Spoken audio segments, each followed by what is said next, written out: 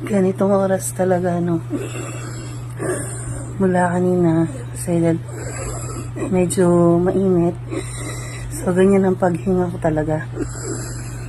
So, lagi akong nag-breathing exercise kasi kailangan ko din tulungan yung sarili ko.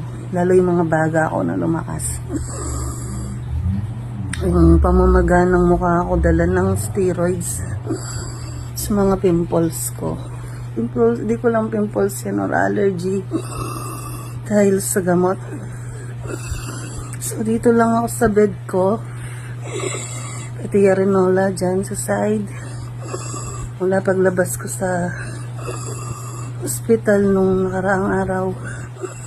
Almost 1 month ako doon.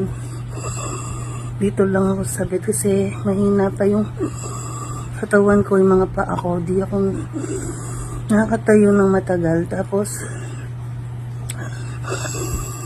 konting galaw lang, like, tayo konti, usog konti.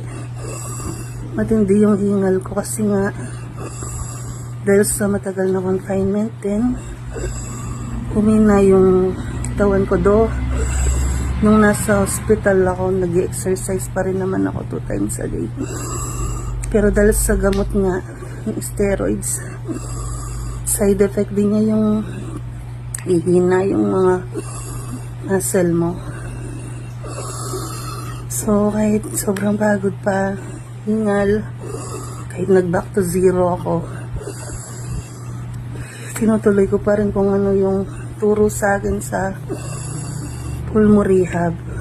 Actually, mula nung nag-enroll ako sa pulmo rehab, noong December, mula nung nakilala ko sila, supposedly 24 session lang yun.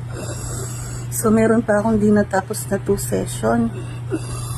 Kasi nga, monthly, weekly, days lang, na hospital talaga ako. So, ito nga, sabi ko kay doktora, tapusin ko yung gamutan ko dito sa bahay kasi 2 weeks yon. Tapos, i-inject daw niya ako ng vaccine para meron akong dagdag protection. So, parang naka-isolate din ako neto. Di ako lumalabas, di nakikihalubilo, dito lang talaga sa bed.